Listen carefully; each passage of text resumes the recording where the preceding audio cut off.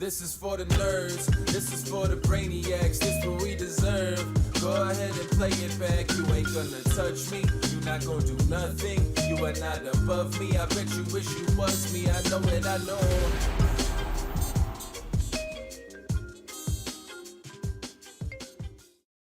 What's up everybody, welcome to day 6 of the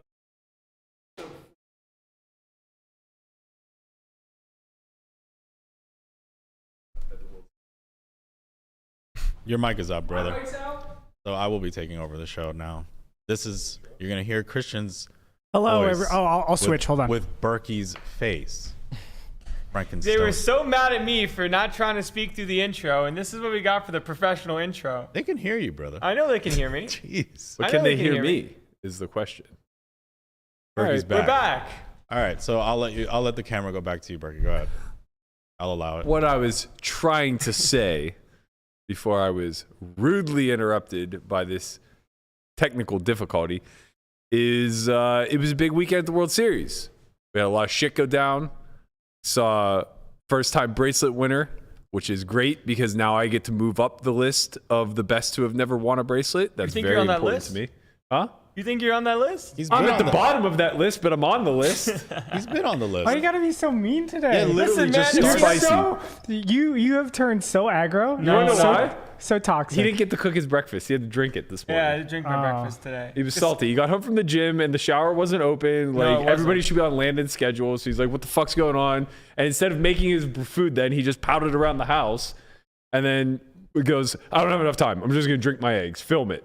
I drank the eggs. It was for the people, but Conrad picked probably the worst time to shower when right before he could be early, so I could be late, so I couldn't yell at anybody for being late today. So okay. who's in the, what's that list? Darren Elias doesn't have a bracelet. Oh, the list is long. First of all, the final four of the heads up, none of them had a bracelet yet. Yeah. So they're all ahead of everyone. All four of them. Nice. Well, minus Dan Smith now. Right. But yeah, Elias, Shannon Shore. There's so many. There's so many. There's so many. Okay, so Dan Smith was crying. We'll get to that later. I still haven't seen it. I hope we have a video. Honestly, it was a fantastic speech. But we'll was. talk about that in a little bit. We're joined in studio a little bit later by Kevin Rabichow. He's going to discuss the Final Fours. He's going to discuss the heads-up format. And most importantly, what it's like to play with a human rain delay in Christoph Vogelsang. That's a sick nickname, by the way. Human rain delay? I mean, like, just the coming up with it. Like, I wouldn't want to be the human rain delay, but coming up with the human rain delay is absolutely amazing. Oh, it's a baseball term for pitchers who pitch slow. Oh, is it? Yeah. That makes it less amazing. I thought it was like, I thought Hanks came up with it. No. Because Hanks loves to come up with nicknames. I thought he came up with that on the spot. No, I didn't even know he Oh, used it. man. But yeah, it's very common in baseball. Gotcha. For guys that are very slow. Baseball also suffers from the Delay of game. pacing Yeah. issues. Outside of bracelet winners, actually, let's stick with bracelet winners. So we had two new winners yesterday from the online world. The 500 was won by a very notable Manning Looser. Is there an N or no? There's no N. No. It's Loeser. Looser. I don't think Germans use the N. They just eliminate it. I don't know, man. Just talking shit.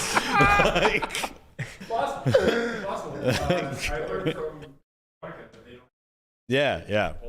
That's why it's Victor. The fuck, man. His name is Limitless. His name.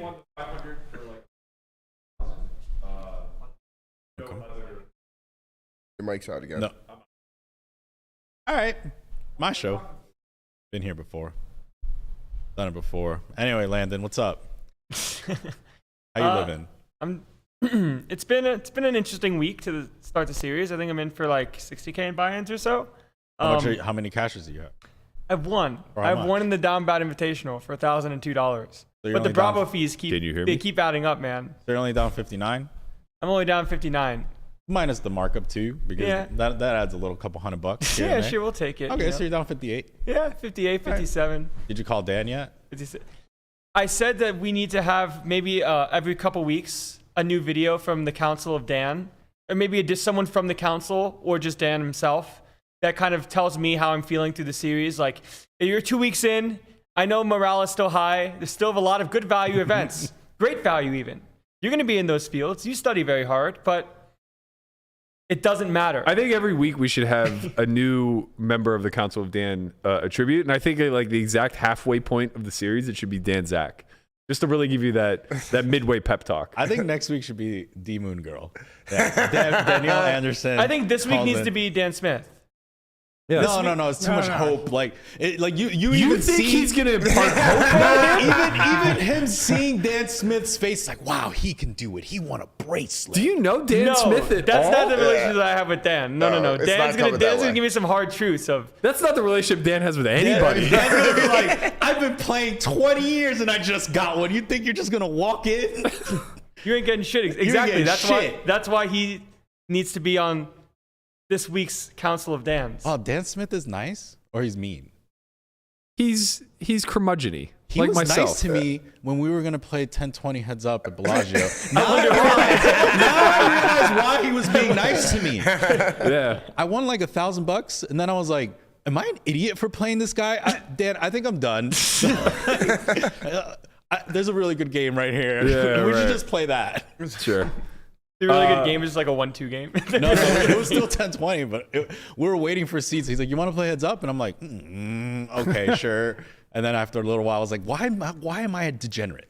Like, don't play this man." He was the degenerate. He didn't give a shit. I can't believe he wasted his time. You should be, Burke, fuck. I'm just saying you should feel honored.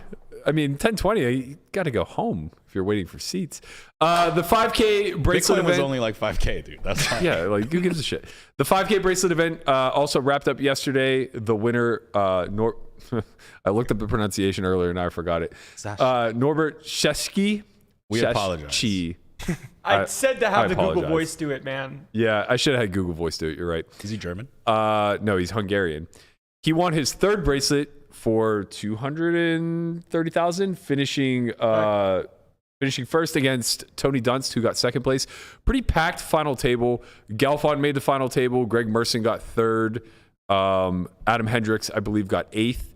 So a lot of recognizable names in the 5K final table. I went deep-ish. Sad day. Not deep. You were a star at Golf on Stream, dude. That's because I was telling everybody what I had. No, he was happy to have you on. We played like super weird, interesting hands with like What'd you have on 10-5-5? Jack 10 of hearts. I knew you had fucking 10. Yeah. So this hand was kind of interesting. I opened cutoff off of like 28. Volpe defends the button and Phil defends out of the big blind. So we go three ways. Comes 10-5-5, two spades and a heart. Check. I check. Volpe. Probes, Which, for what it's worth, I don't think I have a check here much, but I thought Volpe would stab way too often. With sixes. Yeah, exactly. Though that's fine. He bets like a weird sizing, like, I don't know, 40%-ish, something like that. Yeah. Gelfand 3x raises. Yeah. And I have like pot behind. Tough spot. Yeah, but is it? We're like really far from meaningful pay jumps, and I have a 10.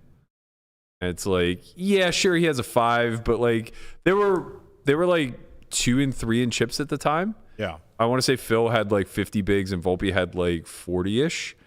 Volpe just probably doesn't really have many, if any, 5s. Almost no 5s. Yeah, and it's like Maybe Phil some ace just 5s. has like so many more flush draws than 5x. Phil has a fair amount of 5s. Defending three ways, like he's mostly just gonna have 10-7 offsuit. Yeah, that's fair. That's pretty reasonable. Definitely peeling the 4-5 off. I don't think. Yeah, he is. I don't think Hell he yeah, is. he is, dude. Maybe. I don't think he This is. was like deep-ish, like in the money. 20 left. Fold to 4-5. He called 10-7 off. He wasn't He's not sure folding though. 4-5. To Yeah, be but fair, he wasn't sure. This is look. He spent the whole stream saying, "I like mixing it up. I like mixing it up." Yeah, I think 4-5, 10-7. man. I think 10-7 would definitely classify as a mixing it up hand. For Yeah, sure. fair. Bro. Whatever, man. I had the backdoor You hearts had a good too. read. You had the well, I online also had timing backdoor read. hearts. Like maybe I don't jam 10, Jack 10 of diamonds. I don't know. Having backdoor hearts probably bad though. 3% is 3%. It may be bad. No, he's not Bad- check raising that many backdoor hands. Okay. Not at that depth. Yeah. Maybe, but like not three ways, not that depth. I don't think. I think he's just going to use more front door, and when he chooses back doors, it'll be like something that blocks the 5 with the ace of spades. Anyway, I rip through, get that one through. But prior to that, so what happened? Prior to that, I got crippled. Gelfond open, I jammed 23 with ace queen from the small, and Volpe woke up with queens in the big for 20. So I had 3 blinds left. Ran it all the way back up to this stack now. But in the midst of that, you were feeling so good, right? I was. But right before I go cooled off, I played a hand versus Jake Daniels, which he's texting me while the hand's happening. So I'm playing a 500 live bird. I'm running a major bluff in a 5K online, and the guy I'm running it against is fucking texting me mid-hand, asking me what's going on. So I open 4s under the gun. He defends the big. It comes ace, ace, 9, rainbow. How many left? Checks, I don't know, 26, something like that. What? Right. Or 6-handed or 7-handed. Oh, okay. I mean, this isn't open. Back the fuck off. Mixing it up. It's 4s. It's not deuces. It's 4s. It's Go. Don't worry. Ace, ace, 9, rainbow. Don't worry. He checks. I bet 1 blind. He calls. Yeah. Turn 10. He checks. Yeah. I bet 2/3 pot. I'm restricted to the buttons on the phone. Okay. Classic phone buttons. He calls. River queen. He checks. Backdoor clubs missed. Yeah. He checks on the queen, and I jam for pot. Do you leave chips behind? No. You should do that. Don't care. We were literally like 7 away from pay jump. Okay. And I can't even see the other table. That's actually kind of so cool. it won't though. matter. It's actually kind of cool. I mean, because you have to try to find bluffs on that. Yeah, you got to reach for right? bluffs at some point. Small like pairs it. are usually going to be where you prefer. So he folds an obvious ace and starts like blowing up my text, asking me what I had. And I tell him 4-4. And he goes, please, that's suicide. Like, give me a lie that I can actually believe or whatever. So obviously I just screenshot the hand history That was legend. and send it to him. Yeah, What do you I like say? it. What do you say? I don't remember. It's something like I love you or Something the like case I love may you. be. Yeah, it was fun. I really thought I was going to make a deep run in both. Instead, I ended up playing till 1 a.m. in the fucking shit show. The DBI. Busting it. And Got then 19th in this, busted it. Now I'm down 40K for the series instead of 50. Plus minus the markup though. No markup. I didn't even sell anything. I know. Fucking with you. All right, last topic of conversation before we get into the real shits. Yesterday, Frank the Tank, Mr. Chicken Wing himself, put out quite the interesting tweak. Wabo, you want to? Yeah, there it is. That is so fucking disturbing, man. Just on, you know what's Do we have most the video or disturbing? just a photo? Just a photo. We You should wa- have got the video, man. You want to know what's most disturbing Go. here is Talk to me. is not that his nipples are being pinched. All right. It's a combination of the look on his face Yeah. with the eye contact the masseuse is making, like wanting to ensure that she's doing a great job of just like having him Massage therapy. reach bliss. I don't know what the fuck made him. I don't know what goes through his head ever. Bro, he's a showman. Like That's all the time he's doing some wild shit. You've seen him before. You act like he hasn't. He's always You know, on something. you want to bro. know something else, Christian? You'll see him again. You'll see him before. He's not going anywhere. right, but like, where's the line, man? Like, I mean, I don't know. I just don't want to see a grown man's nipples getting played with at a table. Call me old fashioned. I mean, yeah, we don't want to see it, Yeah. but he's trying to, show us that he's having a good time. Yeah, he's having a blast. I get it. Like double fisting getting a massage is enough of a message, I think. Double fisting the beers, getting the massage is strong. I All mean, right. the guy's having a great time. All right, so there's a serious conversation to have out of Yeah, this, yeah, yeah, and go we ahead. can't spend too much time on it. But I do at least want to bring it up. Obviously, there are ramifications to this. It's like this is unacceptable in a lot of ways, Right. and especially when it goes up publicly. Like he did it to make a public spectacle, Yeah. so people are going to judge clearly. Now, obviously, the photo's staged, and it's assumed that all parties involved were cooperative. Right. But with that said, like how much onus is now on the World Series to punish Frank in some way, shape, or form? Like, you know what I mean? Like, what does that punishment look like? I think it's very minimal. In regards to Frank, like obviously he's trying to show he's having a good time. I think, because he asked for it didn't mean that it had to happen. the massage therapist still did it, and it was kind of like a stage thing. As far as we know, the massage therapist made a tweet, and then, you know, she said that after that small little thing, the massage was very normal. It's not as if this was a continued 30-minute thing that was happening. It was a very like small clip, and then it was a very normal massage after. So I think it's very minimal consequences, at least for Frank. In regards to the massage therapist, I think that's up to the company she works for. And she says she got in trouble. So Okay, so this is the issue I take, is that this is all Frank's doing. yeah, And the only person who's being punished now is the massage therapist. And to some degree, I think rightfully so, right?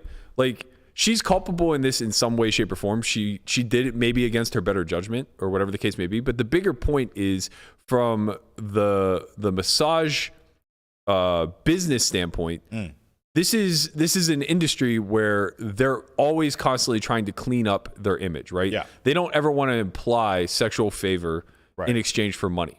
right. And I mean, to the degree where it's like very important to call them massage therapists instead of masseuses, because it's the difference between being licensed and unlicensed. Yeah. Right. So I think that from an optics standpoint, the massage company absolutely has to do something. I'm not saying she has to be fired, right? I'm not saying it needs to be anything like super extreme, but like at a bare minimum, she needs to get a warning, or not needs to, but at a bare minimum, they are going to warn her, or you know, she's going to get in trouble in some way, shape, or form. On probation. Yeah. Yeah, right. Right. So if that's the case, if there's fallout for her, where she's for the most part an innocent bystander, a willing bystander nonetheless, but you know, for the most part, she's just kind of like, you know, playing along for what we Right. assume to be a very big tip. For sure. Why then are we just like letting Frank off with hey man, stop doing this type of shit? We do fall into this sort of like, well, Frank is Frank and Philhelmuth is Philhelmuth, and like we kind of just like let personalities be who they are, and then maybe we just should draw the line somewhere. If a girl exposed her nipples in any way, shape, or form at the table, there's no way in hell it would be a slap on the wrist. What do you think it would be? A temporary ban, I don't know, something, right? There would be some sort of punishment. Yeah. You remember It's not the was it like same, 2 though. years ago I when mean- my man went on he was on a super binge and like went on the Crab's table and just like straight up pulled his Yeah. pants down. That was wild. He's bro. gone. Look, that's not Pittsburgh's finest. We don't want to talk about that guy anymore. Go ahead, Andre. Yeah, obviously it's not the same just culturally for women's nipples and men's nipples. It's weird, right? Like with Frank and with Phil, the community wants something to happen where everybody isn't doing this shit, right? At scale, this is just a nightmare. Like, it's annoying Yeah. if everybody at the table is just getting their nips pinched nonstop. Yeah, it's poor form. Or saying that we're gonna blow up the whole fucking casino or whatever. Yeah. Yeah. But like, we can't disincentive. We have to let this stuff happen because it's kind of like the fun stuff of poker. So it's a weird duality here. We need to punish it to the point where, you know, we don't incentivize everybody to do this shit, but also we want to let this happen. I kinda agree with Weird. you. It's weird. I Yeah. agree with you wholeheartedly. I think my biggest issue that I'm taking with this is not that it happened and not that Frank isn't being overly punished, but that the woman is. Correct. I think it sucks that like her job is somehow in jeopardy because of partaking in something that like garnered her a big tip. And now obviously, like, when you sign up for that job, you have to draw a hard line in the sand of like things you're unwilling to do for money while you're on the clock, so to speak. But this is way less gray than like, this is pretty innocent, all things considered. Agree. It That's how just I gives feel. the wrong perception is the problem. Optically, it's very bad for the massage company. I don't even know if that's the case. The only reason why I say is because like everything about that picture to me was it's staged, it's hilarious, it's supposed to meant to be fun, right? Yeah. And the problem is people are taking a funny thing seriously. Yeah, that part's true. Right. But So- I mean, I guess from my perspective, it's like I play in these private games, and like when I see that image, I know like what that image both implies and like what also happens behind closed doors. So it's like when you play in these private home games or whatever, and you see that's so tame. That's Right? Like life, that- dog. Yeah, that's literally just like that's okay, she's beginning. okay with this. Let's see what another 100 gets me, kind of thing. And I think that, I don't know. I think glorifying that whole idea of exchanging money for sex and like the power imbalance there is just not really a great look. But I agree with what you're saying from the standpoint of like we should encourage people to be fun and to test the boundaries of like what fun is. I just think that there's like obvious levels of just having some couth, right? Having some self-respect, having some respect for the people around you in the environment where you don't just turn it into your own personal green door. Agree. Yeah. I think he definitely needs to be punished more and she needs to be punished less. Right? Yeah. Because they're treating it as if she was serious about the whole thing and this is somehow a statement on the entire industry, which Right. it's not. Right. It's more about being a human. And they're treating him as it's like, oh, that's him, you know? Yeah. Like, Yeah, like boys will be boys. Like type of classic deal. It's like- Frank type stuff. Yeah, it's just kind of an optics thing, right? Like it would be the equivalent of like Ricky Williams being on the cover of High Times magazine back when like weed was like very harshly punished in the NFL. Optically, it's just so bad for the company that even though this is a pretty innocuous thing, it's not what they want and they have to punish it as if he used almost. All right. Right? You know, because he's kind of admitting it. The tough thing is the repercussions come from a tweet, not like if you see it first, yeah, you have to do something immediately. But now that it has publicity, how do you deal with that? Because it's like after the fact, you're gonna say, well, the next tournament you want to go into, you're just not gonna be, you're Right. gonna be punished there. Yeah. So there isn't really a great repercussion for him other than like he has to publicly apologize. I don't know. I think that's reasonable. I think an apology would be reasonable. I think him sitting out a couple events would be reasonable. I think like a lifetime ban would obviously be unreasonable, Correct. but like it's obviously got to be something in between. Yeah. All right, let's get to the bigger, meatier topic. The 25K heads up played down to a winner this weekend. Huge congratulations to Dan Smith, wins his first bracelet. Nice job. Nice job, young man. Good job, Dan. But unfortunately, that story's a little bit overshadowed by Vogelsang doing one of the most ridiculous things I've ever seen at a poker table. In a 3-bet pot on him first to act, he took nearly 3 minutes to make a decision with jacks on a 9-high board. I think we got that clip.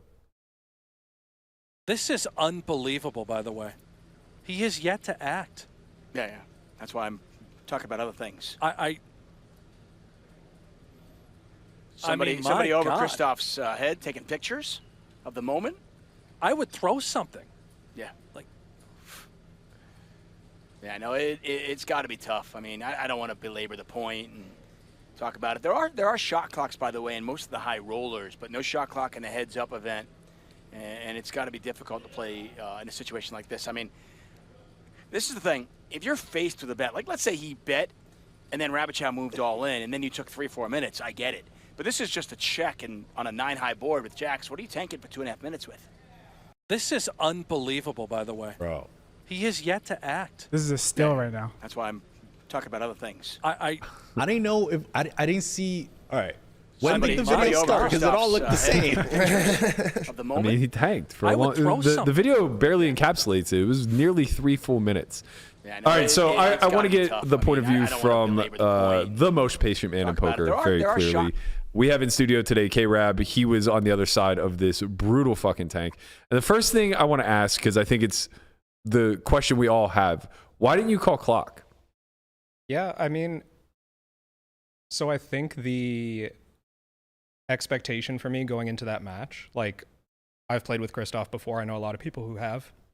And literally before I even sat down hand one, I had people telling me like, hey, by the way, it's going to be a nightmare. Do you want to call clock? So I decided beforehand how I was going to approach clock taking. And I decided I was only going to think about doing it on the river. That's Okay. just like that was my mentality Yeah. going in. So it wasn't like out of the blue, oh, there's this weird 3-minute spot. What do I do now? There was a plan already. Okay. And I just, to be honest, after like 2 minutes, I'm like second guessing my plan because Right. I've already, it was beyond the point where I thought we would ever reach on an early street. So it surprised me to be in that spot, but I just, I stuck to my plan. Was there Was there an arbitrary number in your head where like you would have deviated? Like, what if this reached 6-7 minutes? No, honestly, it just didn't cross my mind That's before playing, so I just didn't. It's so insane. Like, Yeah. I remember reading the updates, and apparently, like, Korai and Vogelsang in the match of 16 played an 18-minute hand. Oh, Like, they Single were only race pot? 20-minute levels. They're 20-minute levels, bro. Like, you just passed an entire level just kind of thinking. And, like, I get it. You want to think, take your time. But, like, at some point, you need to do something. It's truly exhausting. I want to kind of preface this a little bit with my point of view as a viewer and somebody who's also played with Christoph. First and foremost, like I think that it's really important for us to use our audio or our platform and like inform the audience. Christoph is very well liked. He is an incredibly nice human being. He's very good at poker. We all respect and appreciate what it is that he does, but this element of Christoph's game is absolutely insufferable as a player, as a watcher, as a fan, everything in between. I guess from my vantage point, it becomes apparent that like shot clocks are necessary, but that's a discussion that we can kind of dovetail into as this carries on. What interests me is what he's actually doing with the time, because I don't believe any part of him is wasting it. I guess, like, Right. can you fill us in? Do you think you have, like, a little bit more insight as far as where his mind is at in a... Because I know these spots can get a little bit complex, but, you know, we're not talking about, like, 400 big blinds deep in a 5-bet pot or something like that. Yeah, I mean, I agree with you. I don't know Christoph extremely well. We've spoken, we've talked a few hands, we've known each other online a long time. I do also believe he's using that time intentionally. I think it's actually kind of silly that people have implied that he's using it like maliciously to try and pick up something, because Right. he doesn't even make an effort, as far as I can tell, to pick up anything. He's in the hoodie. Yeah. So Right. like it's all concealment, right? It's not reading. So yeah, I just think he's like, I was actually talking, Landon, we were talking before, like I don't think anyone really studies heads up that much these days, Right. but I think he still holds himself to like a really high standard for heads up and for whatever he's playing, right? He only plays big buy-ins. He takes every hand really seriously. So I could imagine him going through like 3 different bet size decisions, what his whole range wants to do, the benefits of checking. He'll often take time to just recount stacks after like a small hand has happened, because I think he just like blanks, forgets Right. like what happened the 2 hands prior, and then gets back into it. So I think he's honestly just like trying to be really careful and meticulous, but it ends up taking a really long time because he's so detail oriented. Yeah, like he played a hand against Dan in the finals where Dan bet pot in the river, and then Chris took a while and then called, and then he kind of looked away, and then Dan's like, what were you looking at? And then after the whole interaction, Christoph kind of like softly said, I was thinking about all the combos that you would check back the turn with. So he's just spending all of that time thinking about how each hand in each person's range plays and then comes to a decision. Yeah, there's but- definitely no tilt. What I mean is there's definitely no tilting I / get it. angling, like I'm going to do this to make you mad kind I get of it, thing. but he also plays tournaments that have a shot clock. Right. And we would all buy Christoph action in these tournaments too. So why when allowed he takes this like insane amount of time when he does fine in the super high roller bowl with a shot clock? Because he's allowed. Yeah, I think that's like the weird part of being a top competitor, right? Is like if the rules are framed in a way that let you do whatever it is that they let you do, you're sacrificing, like if he knows he benefits from the extra time, he's just like giving money to the other players Right. out of kindness, right? Out of consideration, which like some people do, but I don't know that he's obligated to. Like that's where it gets weird, I think. Right. Yeah, this is something that I kind of speak about a lot, and I do think that it's the big difference between cash and MTTs, which ironically is kind of born out of the fact that MTTs are so much more accessible. They're open to everybody. There isn't this exclusivity to them, where once you start to get the high stakes cash, they're basically like cherry pick curated lineups and stuff like that. And the major difference that I recognize is that in the private world of cash games, when you're playing nosebleeds, it's very much a gentleman's agreement to play along some unspoken rule set that isn't necessarily clearly defined in black and white, but everybody kind of gets. So there is this passing back and forth of bits of EV just based off of the idea that like yeah, we're all trying to make the most that we possibly can, but more importantly, we're trying to ensure that the environment is stable and doesn't collapse because of a greedy actor. And those people get pushed out very quickly. Obviously, in MTTs, it's very different, right? Because it's just open. So there is no real curating the environment. And now you are kind of heavily incentivized to just chase every single last sliver of EV. But in your opinion, like, at what point are there diminishing returns? Because sure, if we gave him an hour to think about the spot, I'm sure that he would choose the absolute most optimal decision. But how much does he gain there? Yeah, I don't think he gains a lot. I mean, if I was coaching Christoph, I would probably tell him to like play faster for his own benefit, like for his own strategic benefit. Yeah. Ignoring all the other factors. I mean, it's funny you bring up like private game cash, because I actually prefer tournaments for the reasons you just described, because the rules are clearly outlined. Right. Because there's no like hidden obligations or like unspoken. I don't know. The unspoken part doesn't appeal to me, because then it's like only a select few understand it. Sure. Yeah. And they make the decisions. When it's tournaments, it's like it's out there. We just, they tell you what the rules are, and whoever's organizing the tournament decides all this stuff. So I just would prefer the onus to be on them to handle all of this, because I don't really want to be thinking about it. I was mad wrong then, because I was like, oh, why didn't KRab, like Berkey was like, why didn't KRab call time? I was like, I think he didn't call time because he's being like nice, because if he's in a tough spot, he doesn't want Christoph to call time.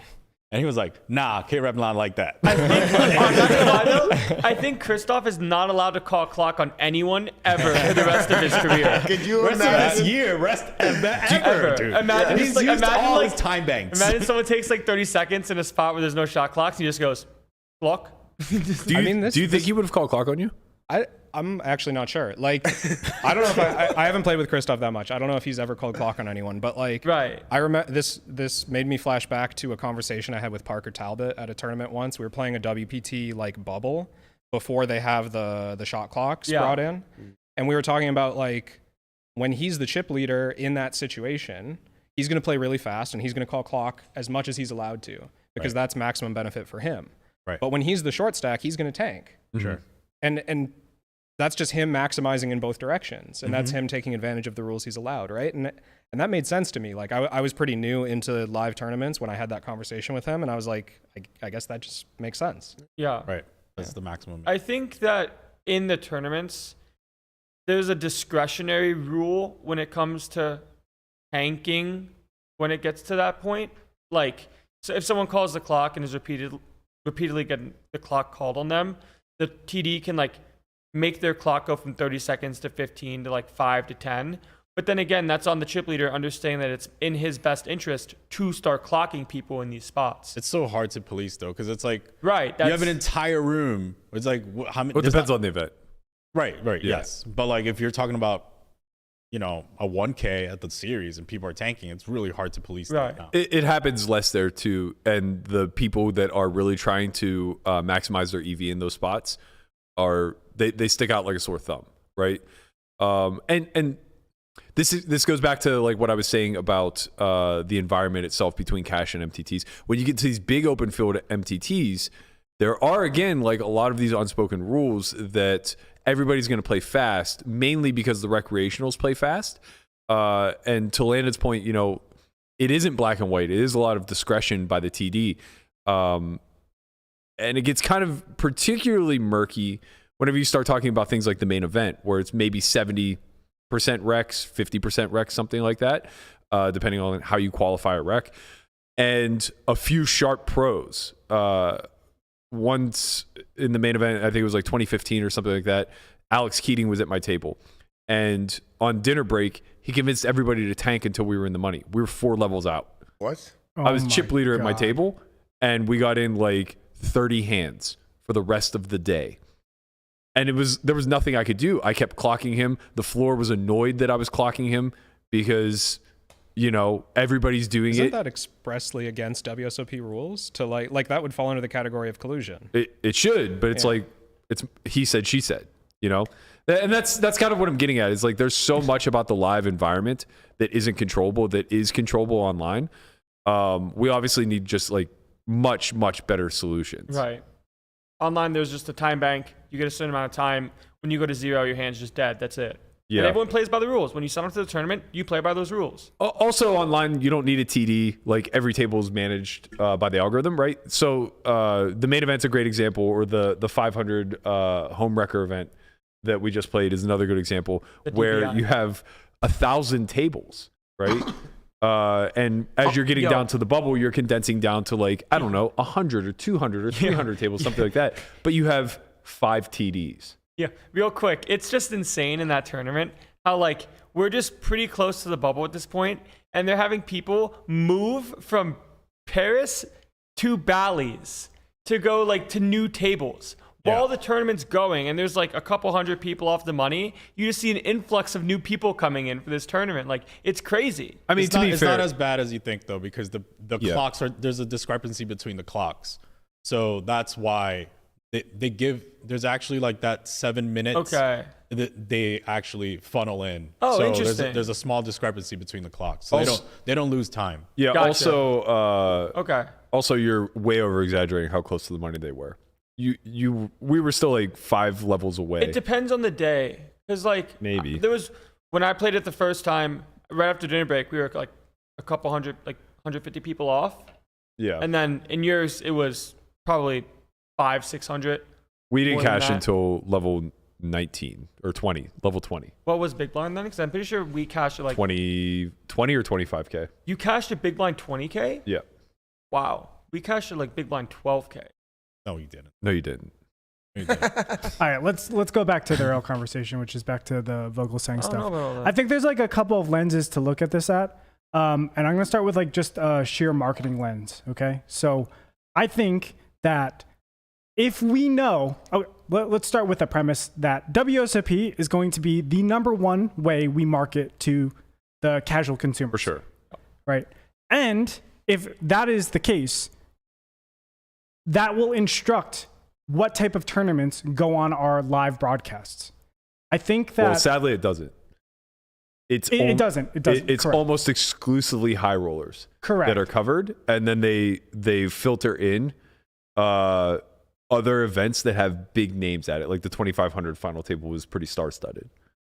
On like a competitive mindset, I think Vogelsang is completely in his right. I don't think anybody's questioning that. He's in his right to do what he's doing. It's just annoying for us, right? Because to us, no other pro is chiseling the way he's chiseling. Right. It's completely asymmetric. So not only is it the tanking, but it's just like his whole getup.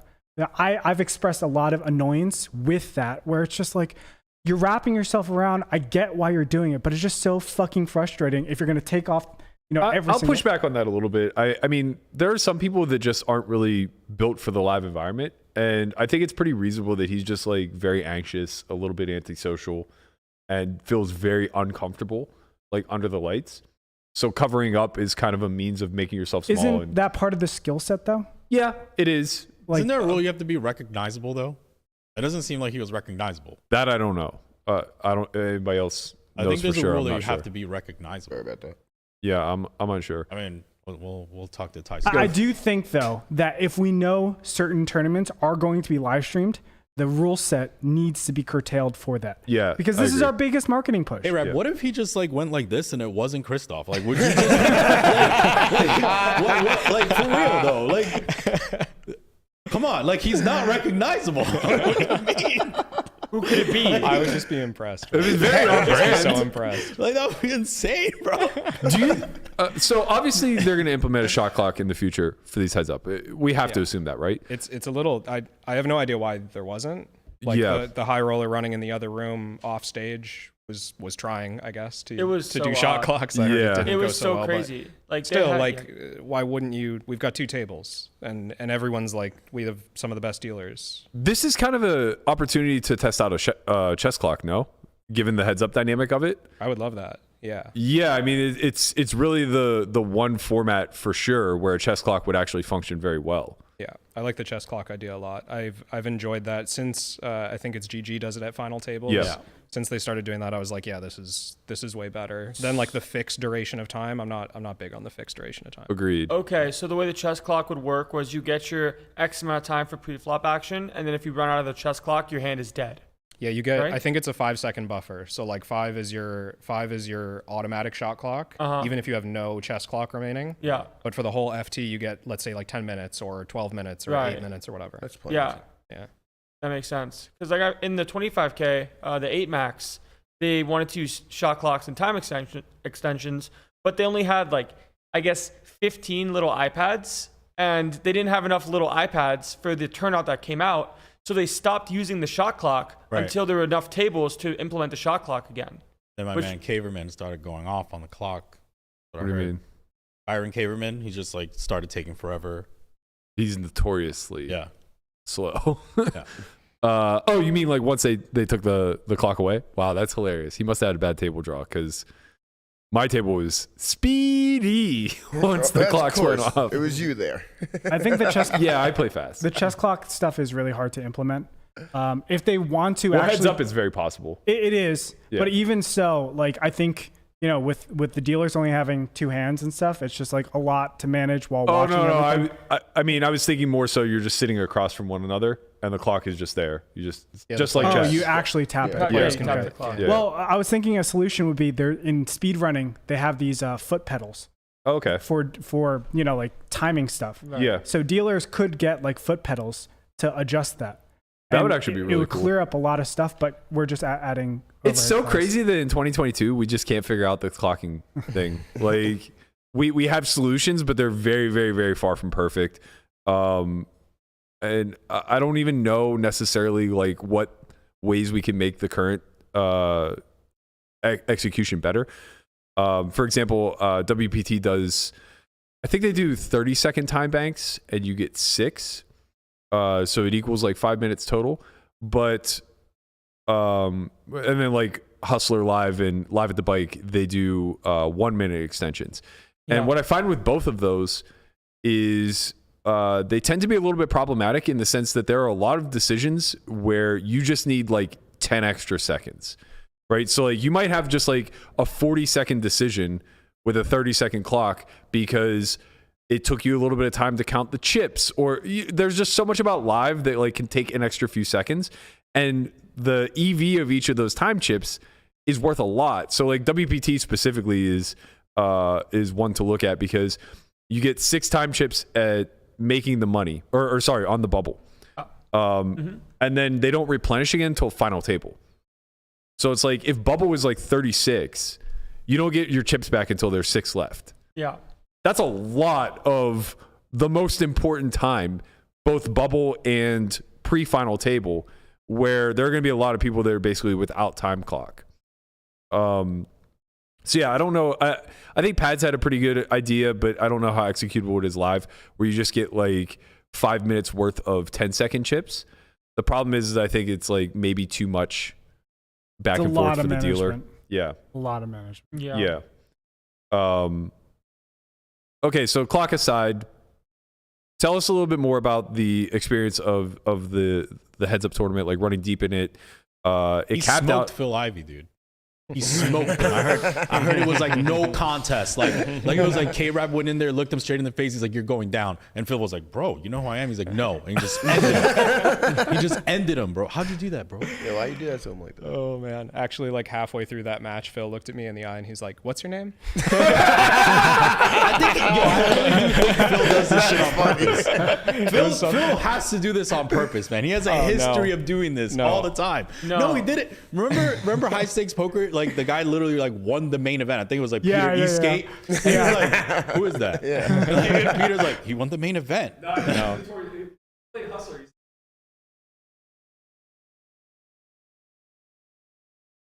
All right, the takeover is here. He's gone once again. All right, so you smoked them. Let's go.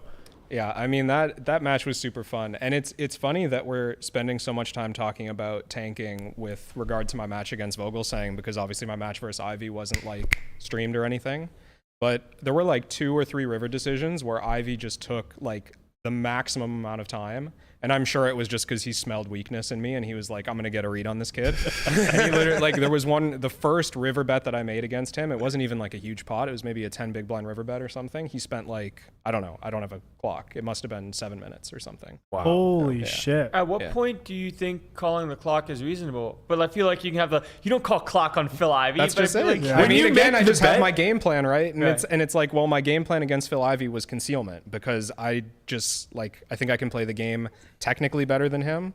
But if I show anything, he's more likely to pick up on that than I am to know that I'm giving it off, right? Right. So I just tried to be like as consistent as possible. Right. And one of those consistencies was no speech. Like I just decided I wasn't going to say my bet sizes. I wasn't going to call clock, whatever. Right. Yeah. That's smart. Yeah, I think that's pretty good. Also, like when you're the one betting, you just don't want to call clock. It's such a weird meta that is you it create. weakness? Is it strength? What is it? It's just Yeah. weird. It just throws things off. But it's 7 minutes. At what point do you say like, I don't know. let's man. get I'll the sit show on the there. road? I'm just gonna look at the floor. Or I mean, something. KRab's sticking to his strategy. It's No, of smart course, though, because like if he calls clock, like Phil goes into his fucking universe of like, Yeah. well, what does that mean? How did he say it? Like, all Yeah, this, I was thinking about that too. Yeah, Like, I you don't have to wanna- practice how you say Right, clock. right. You're like, clock. not even joking. Like all jokes aside, like when you don't really speak that much when you play, because like I don't speak that much when I talk about like bet sizes and stuff. But like when you're saying bet sizes and you're not really much of a bet size speaker, if like you don't have the right chips or whatever, like sometimes your voice just cracks. Yeah. And it's like 3,000. Like you just kind of like have a little pause. For Us a old second. timey regs are all over that shit. Yeah, man. I catch you. Try it. I Try catch it, you with a Matt. frog in your Fucking voice. try it. Fucking try it. Snap. Fucking try it. Yeah. Just yeah. What if Snap. KRab All right, goes calm down, clock, and then, Landon. and then Jesus. like immediately after KRab goes clock, like Phil just makes the exact right decision. Yeah. Right. He just goes like, Right. Call. or he's you just have like, it? In defense of not calling clock, he made the wrong decision. So.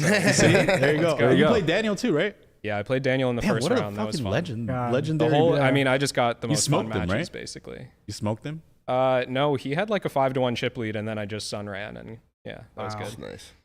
Legend Slayer. That's what you are, KRab. I'll The take Legend it. Slayer. How did you feel overall about the structure? Like I was surprised that it capped out at 64, so I think that's really good. Was this the first year they upped it to 25 or the second? It's the second. So last fall, it was the first time it was 25K, and they missed by like 7 players, I Okay. think. But yeah, it filled up this year. Do you think that they'll ever expand it to 128? I mean, I wouldn't mind it. I've complained before about the way they do buys here, though, because they'll make anyone who's forced to play that first match. If someone has a buy, they'll give them their money back when they win. Yeah, So like it Half their money, decimates the right? prize pool. Is it half? it's half. Yeah. Okay, whatever it is. But it like really cut the prize pool down. Last year we had 7 fewer players, and first was like 240K. Okay. And this year we get 7 more players. First was 510. So Right. Wow. it's a huge Yeah. difference in the Massive. money you're playing for. A lot of it gets cleared out in round 1 when they do the buys. Right. So I prefer they hit a manageable size and just cap out. Right. I don't Maybe- know about the 25K price point, but either way, I prefer they cap out. Maybe it's just more reasonable to give less to the first round. It seems like giving a 50% rebate is an awful lot of ROI for winning one match. Yeah.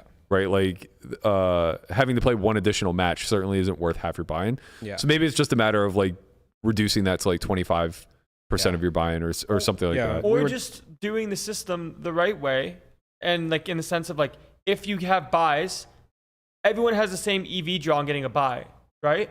I If don't you just know, give man. people buys, do you think people will just get mad from an optics standpoint of like I had to play and I didn't get the buy? Well, it's or- incredibly bad for recreationals if they have to play the extra match. Yeah. Obviously, they're already drawing dead.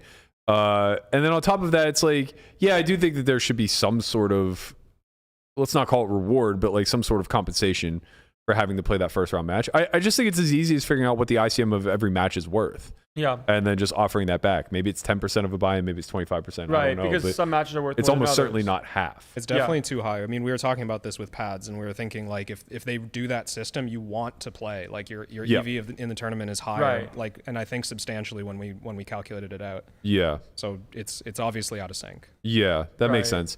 What did you think of the overall structure? I know Lena was complaining a little bit about some of the levels. Yeah, I mean, the early matches were long. Well, all the matches were long. I think they gave us too many chips to Yep. start play. I see no reason why we need to start with more than 100 bigs. Like, I would rather start with 100 bigs and then maybe play 30-minute levels or something. I'm fine with 20, but 100 bigs and then like smaller increments or whatever. Either way, it was just a ton of small chips on the table. Way too many big blinds to start. Do you think that if you were to play 100 deep, like a best of 3 structure would be fine, or just playing a one and done structure is reasonable? I mean, when was the last time at Borgata they had a WPT like 3K heads up or something, and it took no longer than this tournament. It was the same like pacing, 2 matches per day, but it was best of 3 from the start. Yeah, but everybody there stinks. No, Phil Hellmuth won, I think. I played in that event. I stink. Well, it's a 3K price point. That's a different market. But yeah, that's true. That's true. What was the number of people that entered? It might have capped. Might have been 64. Yeah, It might have been they the do same. cap. Yeah, I think I it's think it capped. 64. 64 again? But Okay. still, it's just like I'm just saying the money goes in way lighter. it doesn't take any Or more way faster. time to run that structure. You Right. just start with fewer chips and play best of 3. I Yeah. prefer that. I like best of 3. It's, How far would you go with that? Do you think starting with 50 is too shallow, playing best of 3? I mean, personally, I think it's too shallow. Maybe Yeah. I'm biased because I played a lot of 100 big blind heads up in my Sure. career, so that's just like to Well, me I do that's the think heads we up need to format kind of to some create. extent. I think we kind of need to create some sort of uniform standard, right? Like, Yeah. I think online has done, or online usually sets the precedent for this stuff, and 100 big blinds is standard for sit and goes. I think for heads up sit and goes. I think the sit and goes often start a little shallower, like 75 big Okay. blinds. It used to be Okay. 1500 starting, 10, 20 blinds. Okay. But a lot of the heads up MTTs online will start between 100 and 200 big blinds. yeah. Yeah, actually, usually I think it's 150 or 200. They're usually a little bit deeper. Okay. Yeah. Yeah, I think the best of 3 format would be an interesting switch, but maybe it becomes one of those things where you just implement it in the Sweet 16 and beyond. I think that could be cool. Yeah. Or like the bubble match is a best of 3. Yeah. Yeah. Yeah, that'd be good. But maybe this structure is a little different because a 250 big blind best of 3 might take 12 hours. Well, isn't the bubble match Sweet 16? Yeah. Yeah. That's Okay. So you're saying for the bubble, have it 100 big blinds best of 3? Yeah. Because I think that it should be a best of 3 with enough chips to where there's not an actual strategy of just jamming for 50 bigs. Yeah, that's fair. For a recreational standpoint, it's like, oh, I spent X amount of money to play this amount of tournament just to get jammed on, and I'm just like flipping coins. Yeah, that's pretty reasonable. Where like if I you're guess playing once 100 you're- big blind best of 3, it's like you're not going to face that. And Yeah, sure, maybe sometimes- 100 big blind, 20-minute levels, best of 3, or 25-minute levels, best of 3 from Sweet 16 on. Yeah. Would be the best. The thing is, there's very little incentive for them to change because they've had tremendous success. They 2.5x the buy-in and capped out. So it's not like so about to bring 100K heads Here's what I up. will say though. Here's what I will say is I'm rather confident in that all of the people that did play the tournament would also play the other structure. Like I don't Yeah, think that there's that's- anyone that that's- entered the tournament knowing what it was. Like, oh, I'm only going to play this heads up format tournament because it's this way. I think that everybody entered because it's a heads up tournament and would play reasonable structures. yeah, obviously you're basically saying that everybody would play a better structure. Right. So because it's a well-structured event, why should they change? They should change because it's an even better structure, and then maybe they might cap. Like go to 128 or something. It just depends on the price point. Because like a 5K heads up that'll cap at 128. Let me is very just jump in possible. real quick because I have tried to set up heads up tournaments at Reno, of course, different scale. From a tournament organization standpoint, it's heads up tournaments are the worst. They're very dealer inefficient, and everybody that enters them tend to be better players. So the player count that you get is going to heavily be based on the rake that exists. So if you have a smaller rake, you're taking even less with additional dealers because it's one dealer for every two people.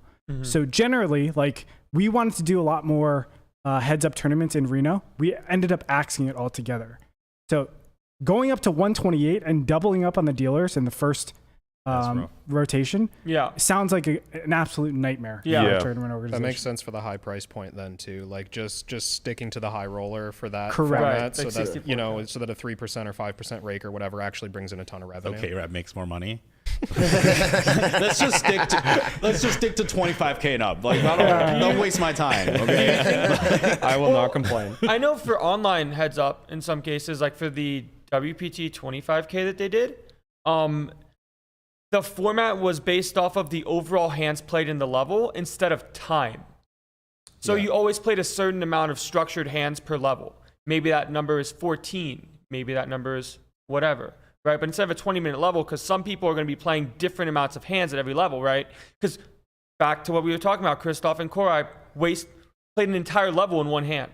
Yeah. Where if there was a 14-hand cap and then you move on, then you can finish at your own pace. Yeah, so but to then speak. shot clock is very, very, very, very critical. Yeah. Right. You have a shot clock, and Right. then you have a certain hand.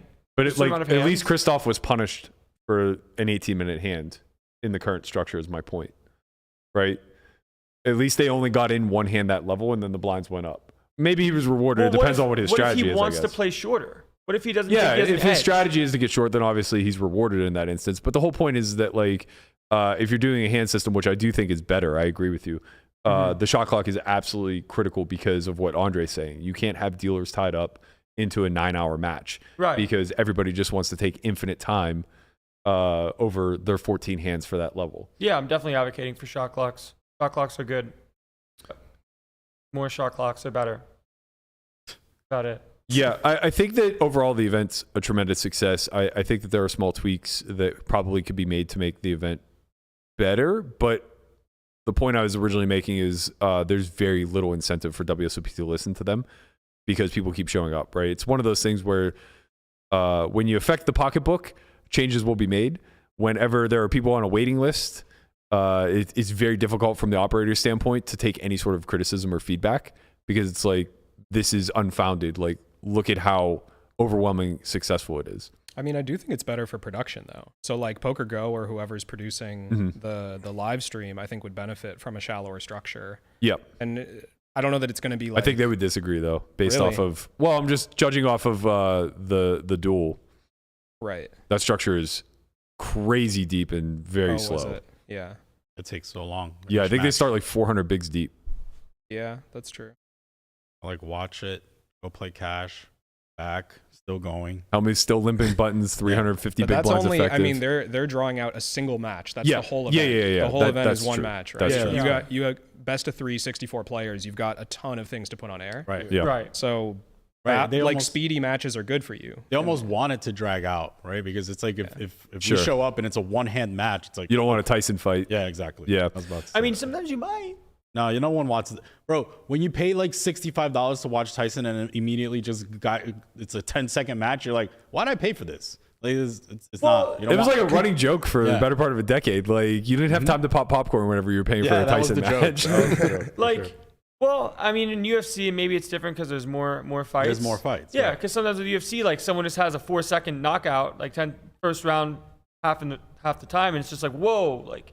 Yeah, but But there's nobody also is more such a things. big draw that the undercard doesn't matter. Right. Where with Tyson, like, I couldn't tell you a single fucking undercard for the entire 90s. Right. Not one. It's more like everyone's there for the Tyson fight. Up there he goes again, knocking him out in 10 seconds. Yeah, you literally suffer through hours of undercard in order to watch Tyson walk out, throw 3 punches, and just be done standing over the guy. It's like, all right, cool. Yep. That was $65 See you well next spent. week, guys. See you next week. What was the last thing? Sorry, I spaced on that. So I guess the last thing to talk about, Dan Smith wins his first bracelet. Obviously, you're probably pretty gutted. You were vying for your first one as well. Tell me a little bit about your experience with Dan, and then more importantly, is it just the money? Does the bracelet matter? I mean, I know I have my opinion on this kind of stuff, but like, I'm a very old, jaded cash player who just doesn't seem to give a shit, but kind of quietly does give a shit. Bro, you give so much of a shit, dude. Nah, no shit's given. Bro, Phil Goffon yesterday said, sorry to cut you guys off. He said, I'll take 250 in the bracelet over 500K. Wow. And the How rich. only thing, I was like, how much money do you have? Enough to get the goddamn bracelet. So he's literally paying 250K for the just win. no, not his first bracelet, just another bracelet. It's like, wow, dude. Pretty base. KRab, ask for a raise, dude. Immediately after this podcast over, just text Phil like, I need more money. I think I will. Yeah. Or maybe I'll ask to start getting paid in bracelets. Yeah. If they're worth that much. 250K. I didn't realize they were that high. for another one. It's like you have one Tesla, you pay more for the second one. It's so wild, man. Yeah, okay, I anyway, mean, I'm like, I've been a cash player for most of my career. Like tournaments are, I don't know, I played them on and off, but let's say 3 years now, it's been my main game. So the whole allure of a bracelet is new to me. Like it still hasn't quite, I don't know, settled in as like the pinnacle of what I'm trying to achieve, right? But making deep runs, getting on streams, like having success, it all kind of peaks, I guess, at winning bracelets. So I understand that it is sort of like the main thing. For Dan, obviously, there's like a lot more to it, I think. He's been a tournament player forever. Obviously, he cares a lot about the World Series of Poker. So just different, I think, backgrounds in terms of like how highly we rate that particular achievement in poker.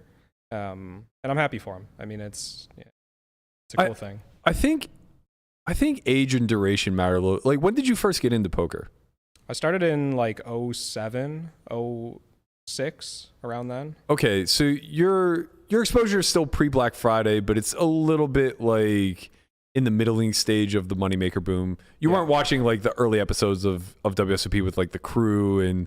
I've seen some. Like I think the first one I watched start to finish was the Jamie Gold year. Okay.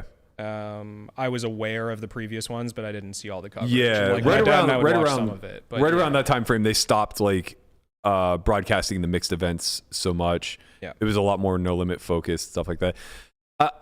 I bring that up because we kind of talk about this with Landon a lot too, who almost certainly missed that entire decade. And there's just so much. I mean, they did a great job branding and marketing because there's so much allure that got pre-programmed into us that began in that moneymaker era of like 2003.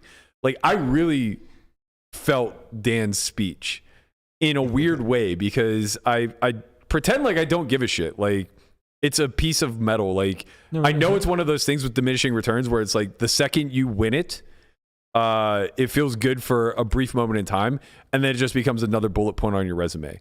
And it's like, okay, I got that monkey off my back kind of thing, and that's nice. But what will be a little bit nicer is what I get to spend the winnings on or whatever. Or an extra $250,000. Right. But the reality is that there is this weird psychological fixation on this one particular achievement. And, just watching Dan's kind of speech, him getting a little bit emotional and a little choked up, it was like, man, I really understand that because like in 2003, whenever we didn't know shit about shit and we were fresh to the industry and everything was new and there was no cap to this community or career path, it was like, I'm going to be that guy. Every summer you'd show up. It's like, I'm going to be the guy who wins 3 bracelets. I'm going to be the anomaly. I'm going to be the one that everybody's talking about this summer. And I don't know why it matters because at the end of the day, I wouldn't exchange $250K for a win. Like, first is $250 in a bracelet, second's $500. Give me second every single time. But when there isn't that asymmetry between the rewards and you don't have to choose between money or the trophy, it's a nice addition. You know, it's a big deal. And it's kind of crazy because there are hundreds of people with bracelets that aren't faces in this community. They're one and done. They're kind of like one-hit wonders in the music industry type of thing. But that doesn't necessarily discredit people who have this 20-year music career with all these platinum albums and things like that. It still matters to them, you know? Guapo, you got Dan's speech. You want to roll that?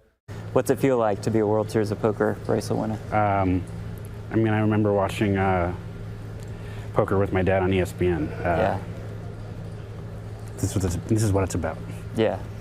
The emotion running through you right now. Who's this bracelet for? Is it for you? Is it for the support system? Oh, this is for me. Yeah. People could touch it or look at it, but this is mine. Long time coming. I'm going to let you touch it right now. It's an honor of mine, Dan, to present you with your very first World Series of Poker bracelet. Thank you. There it is. Congratulations. Hold it up to that camera if you'd like. Dan Smith, the winner of the 25K Heads Up Championship. Pickleball Dan. Why you What's gotta it feel do like to be- KRab? Like winner of the 25K heads up championship, and my man just has to sit here watching it, bro. That's fucked up, bro. Like, We've all been there. nah, he hasn't been there. Honestly, I'm loving it. That video is so good. It is. It is. It's you know a brief moment of actual emotion and hell. I mean, pickleball Dan. You know that's a hell of an achievement for a professional pickleball player. Yeah, exactly. Who recreationally dabbles in poker once in a while. I mean, it's impressive. Like you know now he has his gold medal. He has his gold bracelet. He may as well just be a Jersey Italian before it's all said and done. You know, he's just gonna be rocking all the gold everywhere. The vice president of the Council of Dans got a bracelet. So that's Dan's 1, me 0. So it's me versus a lot of Dans. Yeah. Wait, Zach doesn't have one? Dan, No, he does. Dan is also on the Council of Dan, but this summer only, because the Okay. Council of Dan has Understood. been created this summer. So right now it's a running count of me No, versus the see, Council of Dan. He doesn't know that the Council of Dans always existed. Yeah, They're just on you now. What do you mean they've always existed? They've always existed, man. they're like the Freemasons. Yeah. You know, it's like the Freemason Society. Yeah, they've always been They're there. the Illuminati, man. The Council of Dans, they run the poker community. You Yes. didn't know this? Yeah, it got changed from Phil's to Dan, like somewhere around like 2010. I guess this would put the gaslight count at 11. I'm just trying to help. You don't understand. You'll get it soon. Hey, let's create the Council of Landons. you No, know? there's only one. Well, maybe That's we the can best find council some of all others. time. We can merge it with other names. Like it could be the Landons and Brandons and The Council of Andon. yeah. I like that. The council. No, I don't. It'll be like me, Brandon Chuck Harris, and then That's it. you know what? That's it. Fine. It's a council, not a partnership. 2-man Yeah. council. Oh man. There are some flaws in this thought. We'll figure it out. There's some good Andons out there. No. You know, to me, in UFC, there's a couple of fighters that were journeymen for the most part, and they finally got the belt. You know, they switched divisions or whatever. They switched games, and all of a sudden they found a ton of success. And you love to see that story, and they finally get the belt. And that's what I kind of see with Dan Smith. Like, I'm not diminishing him by calling him a journeyman because this industry is a little bit different than UFC. Yeah, UFC, it is percentages for the most part, but like you get such a low volume in your fights. Here in poker, it's like a fucking crapshoot for sure. Yeah. And it's nice to see someone finally get it, you know, like someone finally obtain it. Well, that's kind of the beauty of the industry is it's baked in to where you'll always have this sort of level of, I guess, like narrative-based stories, right? There's always going to be somebody who has been on the outside looking in for far too long that is going to be a story. And then there's going to be guys like me that 30 years from now, you're going to write about how I've never won a fucking tournament. Oh, you're trying. He's trying to whine it in. Wait, He's trying to whine it in so hard, Christian, man. Christian, It's not gonna work. It's not gonna work. I'm gonna be sitting here, no. 55 years old on the podcast mic. Every night we get a text message. I'm just going to have to wind this one in, guys. So I'm gonna be 35 years into the industry, you know, Matt. just out here still slinging it, be like, Journeyman. Can I you have open 650 World Series cashes and never a win. It's Can gonna you be open me. that drawer? Call me Doyle. Open that drawer next to you. Doyle That has second mad drawer. bracelets. Yeah, Doyle. What's You got to in play that- in four-person fields, man. He was the best. This is the best of 4. Hey, I just wanted to let you know the storyline on Jay Kuhn at Triton was he dusted every single event there, probably down like 1.5, 1.7, and then wins the final tournament for 1.2 million or something like that. That might be it, Berkey. That That might be might be your you, move. Burke. You just gotta You just keep win getting like the. What's the event we keep saying he's gonna do well in? The seniors? No, Fucking base. no, not that one. Like Fucking the Save base. the Warriors. Like Salute the Warriors. You joke about that. I literally never played that event, and I never will You're gonna play it. this No, year? I won't. Because it's Yes, gonna you be the will. last event you play. After You're going to have someone's going to come in with the bracelet bet next week, and Nope. it's going to be like, Nobody followed through. I played the 500 shit show this weekend because it was a $5 million guarantee and somehow got like $8 million in the prize pool. That was worth it, but also not worth it. It was honestly like For anybody who's seen the movie The Princess Bride, where they put him on the torture chamber that sucks life out of him, that was what playing that event for 15 hours was like. 4 hours of break time. 4 hours. It's way too much. The day is way too long. You bag at 1:50, starting at 10 a.m. And I was there at 10:30 in the morning. Like, it's too much. I was in physical pain by the time I got into my bed. I woke up after 8 hours of sleep feeling like I needed another day and a half in bed. Like, I'm done on the 500 marathons. I feel pretty drained. Guapo, you're the best. And I don't think I made it past dinner any day. Yeah, By the way, I want to say 45 minutes is enough. What do you mean? To do everything you have to do on a dinner break. I timed it twice this week. If I could offer a bit of feedback, it would be that when they do that first color up at, I guess it's the halfway point of level the day. 10, I think it was. Level 10. Yeah. So it's roughly the halfway point. It's an hour break anyway, right? So to do an hour-long color up break and then take dinner 2 hours later for 90 minutes it's too much. Is maddening. Yeah. Just cut the dinner break. Let that be the dinner break. If you have to extend it, if you want to make it 75 minutes there, fine. But no matter what, it's going to be an hour. Like, I played it 3 times. I went through that color break 3 times. And all 3 times, the shortest one was 52 minutes. So it's just like, okay, we have a dedicated hour here anyway. Make it dinner break. Like, let's not mess around.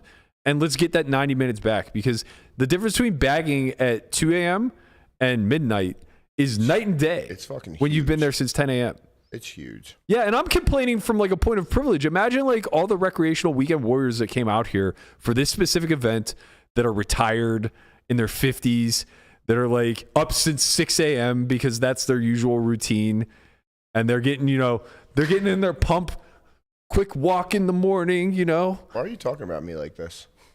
I don't realize. Linda, our friend Linda, who's an older lady, she played 3 times. 3 times. Cash 3 times. Cash 3 times, then bagged yesterday at 2 a.m. Yeah. So imagine the amount of total hours at Bally's. That's like... Thick ROI. Oh, she 100% was there for first card off every single day. Yeah. 100%. But think about that. That's nuts amount of 45 hours. In 4 days. To make it day 2. And then turn around and start time on day 2 is 10 a.m. Yeah. Yeah, that's crazy. So she bagged at 2 a.m., start time 10 a.m. Go get your 5 hours and come back for day 2. After playing multiple days already. Yeah. That's it's like, so sick. it's a very light criticism, because I don't think anybody does a better job in the world at running these massive field events than WSOP, with the caveat that they don't really consider what it is to play in one of these things. And, we don't really consider what it is to run one of these things. But, like, I don't envy the dealers. I don't envy the floor people. I don't envy the staff. I don't envy any of them. But I also don't envy anyone like Linda, who played this 3 fucking times for 45 hours to bag a day 2, unless she wins it for 1.5. Yeah. What would be the argument of not just doing the color up on dinner or moving dinner down a level? Yeah, they could do that too. I think that so you could do a dual color up on the dinner break, color up the 100s and 500s. Okay. I think that they're being very efficient with the new structures where the color ups fit in. Yeah. And I think that that's appreciated. But also, I think like in these massive field events, it's fine to just have extra chips on the table for 2 hours. Yeah. You caused some controversy on Twitter. I would like to hear Kevin's take on that controversy. Oh yeah, I was going to bring this up. So this is what we can end on.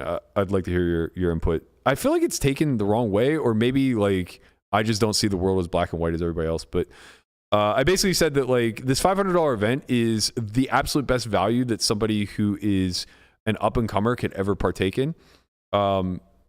Just in the sense that yes, it's long. Yes, it's grueling. Yes, you have to wait in lines. There are a lot of small sacrifices that you need to make that hurt your quote unquote hourly. But the upshot of having a windfall in the 6 or 7 figure range and the opportunities that can garner from that can make you the 1% that make it. And I got a ton of fucking blowback. Just endless replies of like, it's a lottery. Let's not over exaggerate here. This is $200 worth of EV, that type of stuff. I'd be curious like what your standpoint is on both sides. Yeah, I think I'm kind of on the like lottery side of these kind of events. I've just like played enough of them to know that I mean, everyone knows 98% of the time you get nothing, 99% of the time you get nothing in the scheme of thinking about a big score to kickstart a career, right? And a lot of people who kickstart careers through big scores just lose it back. I mean, that's how lotteries work, right? Everyone knows that like someone who never had money, who just gets a ton of money, is whatever percent likely, like 90% likely to lose it back within the year.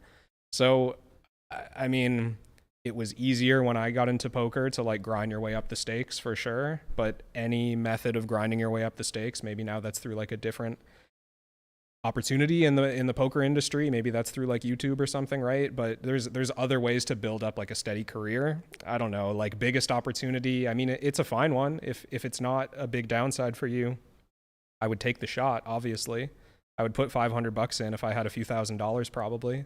But if it was like expensive and you're risking a lot to get in, if you had to raise money for it, whatever, like I don't know if it's that great. Yeah, I mean, anybody that has to raise money for a 500 is drawing dead anyway. Yeah. So that wasn't really who I was speaking to. It's more so speaking to the people that are caught in the trap. Up and coming players that are good, but are pretty restricted to like 1, 3, 2, 5, no limit, let's call it, which are in and of themselves a rake trap. And then also forcing you to, maybe this won't be true of everybody, but it's almost going to certainly be true of people in their 20s that are good at this game and have a potential future, but don't have real capital, right? They're going to be both playing off of and living off of their bankroll. So the big delineator here of the blowback and the people who agreed, and then also maybe the messaging of what I could have done better, is I'm specifically speaking to live players. Because the trajectory to just scale is not as clear. You can't just start at quarter 50 and then just work your way up to 510 no limit and have $1 million. It kind of doesn't work that way. You just have to dive into this rake trap, go broke over and over and over again. I'm not saying you have to, but that's kind of the ecosystem. That's the way it's developed. If you have sub 30,000, there aren't great options to give you low risk of ruin, right? So you're just taking on absorbent risk the entire time that you're starting off until you get over a certain milestone. Maybe it's 50K, maybe it's 100. I guess it depends on where your skill set lies, what your expenses are, and things of that nature. And basically what I was saying is that it's a massive opportunity. Really what I was saying is like, suck it up. Because a lot of people will just fade this saying my hourly is not high enough and I have to waste a lot of time jumping through hoops in order to take this chance. But in a lot of ways, for people who have that low bankroll that could never in a million years afford the main event, this is going to be a much better opportunity to have all of yourself in than to have, call it 1% of yourself in the main event or 5% of yourself in the main event. Totally agree. Yeah. I think when you put it that way, like if I'm imagining someone who's got a 2.5 bankroll or something, it's not really just about hourly, right? Like right. You can't, I mean, I used to do this myself when I was more of a cash player. I was thinking like, it's not about, am I making $40 an hour in this tournament or $20 or $10 an hour or whatever. It was, can I afford the downside of this tournament? Yes. Will it change my hourly tomorrow if I lose? No, right? If it doesn't change your hourly when you lose, then you just proceed tomorrow as normal when you lose. Yeah. But if winning or hitting whatever score, like call it a top 0.1% score or something, if that boosts your hourly immediately, or if that boosts, your potential in this career immediately, then I don't know. It seems I should have you write my gamble, tweets. Right? I should have you write my tweets because that's precisely what I was saying. Well, I need like a blog post. I need like 3-minute read on WordPress. Same, which is the problem. So I know that about myself, but instead of just not putting the tweet out in 280 characters, I like to just get myself flamed. Sure. Because I don't have time to write the blog. But that's precisely what I'm talking about. When the upside is so asymmetric and it can increase your hourly or your potential future EV by magnitudes. It seems crazy to just like chalk it up to like, oh, this is a crap shoot. I don't want to wait in line. I don't want to do all these things. Instead, I'm going to go back to my day job and keep making $40 an hour at 2.5 and hope someday to break through. Mathematically, you're never going to break through, right? You just won't. I think, even from the replies that I was reading, everybody's time horizon is always infinite. And that's just not the case. Correct. You weren't making that distinction.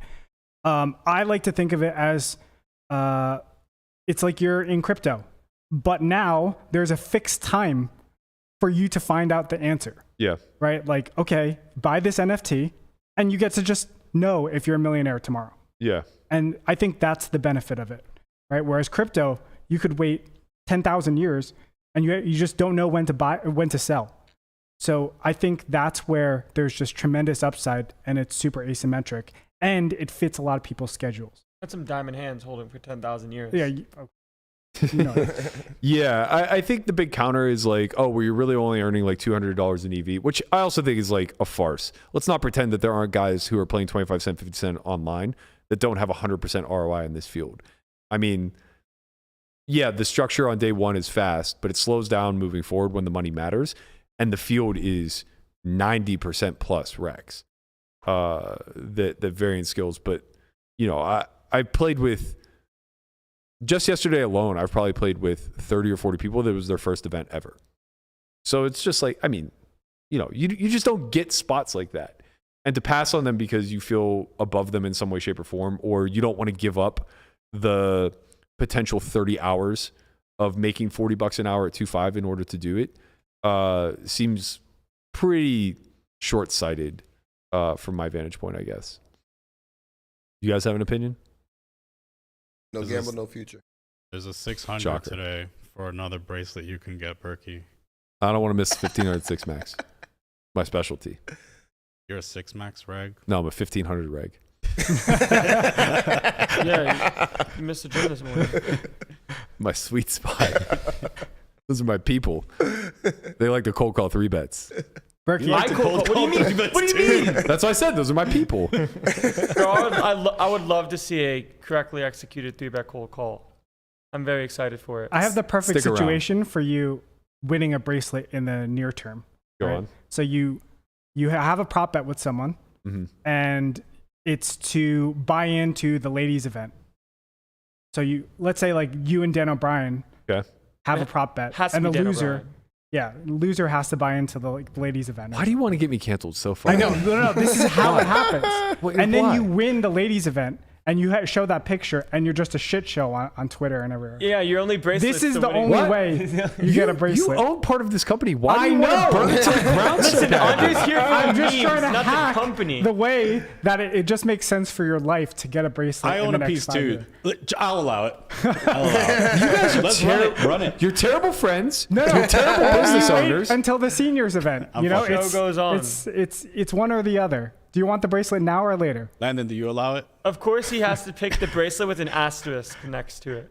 Absolutely not. First of all, like if I in some way, shape, or form lost some sort of prop bet where I had to play the ladies event, I would just donate. I wouldn't actually play. That's it. really nice. I agree with that. I remember people saying something about like either buying in and not playing a hand, like letting your stack blind out, which I think is worse, versus just like adding money to the prize pool itself, like extra money for first or whatever. Why is that worse? I think because like the stack is now dead and now there's like dead blinds and now people have to play Yeah, different but it's games so because they're dead. meaningless. I don't know. Just I mean, register the 25K heads up. I hear You'll be fine. things. There's only Apparently, KRab's in there. He's apparently, I can't be that big of a dog. There's a Flipping 50K coins. today. There's a 50K today. There is. Wait, why did you register? I'm not playing the 50K. I already played my 50K. That didn't go very well. I don't think I won a fucking hand, man. It was so annoying. I came back from break with 30 bigs to ace king on the button, and I just knew I was busting. Positive of it. Did you call Big blind call? 3-bet jam. I'm just like, good game, man. Like your deuces are going to be so good here. Call 5s, yeah, 5 in the door. Get me out of here. You're playing the 50K today? No, I'm not. Really? Yeah. Why? You're so But good. you're rich. Funny. I wanted to play. Funny story. I'm flying to Vancouver tomorrow to become a citizen, Canadian citizen. Oh. Okay. Wait. You're foregoing American citizenship? No, that's not the plan. That's Because not are I we did it clapping? backwards. you did it backwards. Yeah, I had to try to become an happy American about it. citizen. Yeah. And you're just giving it up. Like, no problem. No, and just you can It's hold dual. both. You can be dual. Wow. You guys Wait, are you can be privileged as both? fuck. Yes, you could be both. Yeah. I was lucky to get shit. That's why one. we're clapping. I thought he was Yeah. giving up his American citizenship. I didn't know No, you no. weren't American. I thought you were Canadian the whole time. Oh no, I grew up in Chicago. Oh, okay. Yeah. Oh, you mean this? What's the benefits of Canadian citizenship? Well, I live there. It's Oh, yeah. I want to Okay. be Canadian. okay. You for fit you. Canadian. Wow, so you can, You're so nice. Canadian. Like, he's like, yeah, I didn't call clock because, you know, it was only it wasn't the river. Okay, you're allowed. Sure. That's So- the interview process. That was Is the how long interview. does it take until you call the clock on someone? What was the nicest Oh, thing gee, you've I done? don't know. Maybe if he's on the river. Mike's McDonald's a Canadian citizen, and he'll stare at you. Mike might be the most ruthless Canadian I've ever met in my entire life. He belongs in America for sure. He was on the sides, side of you know? tanking. Yeah, Mike was him and on the side Harala of Bob. tanking. So you're gone just. I'm just flying for like 2 days and I'm back. Okay, cool. Private? You got a contact? I do. Yeah, he owes you like 9 blinds or so. I seriously have like a budget ticket on the smallest Canadian airline. Like this airline that literally almost lost its license last week. They had a flash sale like $90 to Vancouver because they thought they're going to lose their license to operate. I'm not even joking. I get no bags, nothing. Man, I love KRab, man. Jesus. Plays 25K, takes a $90 Frontier bootleg Frontier. Flair Airlines. Yeah. Where? Flair. I've never heard You of never that. even heard of it, right? Flair. of course not. That's No. nice. If you own their stock, sell. Sell now. Sell before. It's going down. Oh, man. All right. That's crazy. We'll see you again, though. You're going to be back for the 28th for Poker Out Loud. That's right. All right. I'm looking forward to that. Very excited Yeah, for that. Why are we Yay. clapping? Because it's What is exciting. up with the audience over there? I don't know. It's Is the exciting. Maury show? They're happy. I'm happy. It's an exciting time. Yeah, no, we really appreciate you doing that. Seriously. The lineup is going to be fun. It's going to be you, Schwan, another fellow Canadian, real Canadian, not like Imported. yourself. Newcomer. You, Schwan, Espen from Overbet Express. Who else is coming? You, me, Christian, and one other. I'm forgetting someone. This is already bad. 6, though. No, We're but doing there's 7 7? of us. Yeah. Wow. Well, it's bad. I'm forgetting someone. Was it Marchington? Oh yeah, Nick Marchington. Yeah. Oh, okay. Forgetting him wasn't that big of a deal. He's a friend. It's bad whenever you ask a favor and forget the person, but like when it's a friend and they would have played anyway, it's like, okay, no Yeah. big deal. Wait, is Marchington in town? Yeah. He's Oh, here now? I didn't know he was here yet. He should come Oh, back. he might not be here yet, but he'll be here for Right. that. That's why I blanked, because I haven't seen him yet. But All right. Yeah. We'll have him on at some point. Yeah. So yeah, really appreciate you doing that. Looking forward to it. That'll be season 8 of Poker Out Loud. Should drop sometime in October, I think. We'll get you all the footage and stuff. You can do whatever you want with it. I know you Sweet. wanted to do some training stuff out of it. So if Very you guys haven't already, please check out KRab's social at KRabichow, right? That's right. On Twitter. Also, one of the elite coaches for Run It Once training. Check out some of his stuff there. The It's best coach on Runner Ones. very good stuff. Wow. That's strong. Wow. That is strong. I think he is. He told me he only watches sauce videos.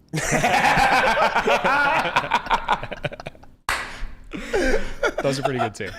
That's no lie. He's not lying. That's a lie. That's a lie. No, he's not. No, before that was like a long time ago. It was like a year and a half No, it ago. wasn't. It was not. I It was like we were sitting in the it same was like room. in 20. That shot's fired at Phil, at Gelf, or at KRab. All you. You're That's all on fucked up. notice. He's sitting right here, man. Yeah. Nah, KRab's the best. Yeah. Tim puts them all on notice, man. He just only watches sauce videos. No, Sauce is the best. It's okay. You're allowed. All right, guys, that's going to wrap it for us. We're going to be back again tomorrow, 11 a.m. We have to be on time tomorrow because I can't be late for that 6 max, man. It's so juicy. Just fuck us, right? Because we're playing small stakes. It's 1,500, man. Stop being such a fucking nit. You're the guy. Wait, you're not playing anymore? He's the No, guy I'm in the playing. reply saying, like, let's not pretend this isn't 200 EV. It was 200 in EV. In the I still 1,500? played. Yeah, 200 EV times 4 bullets. Yeah, you're $800 fine. You'll live. Way All more, right. way more than KRab's. Same flight. time, same place tomorrow. If you guys haven't already, please like, subscribe, leave a comment below. It helps the channel a lot. Thank you guys so much for watching. KRab, thank you so much for joining us. We'll be back mañana. Later. That's Spanish.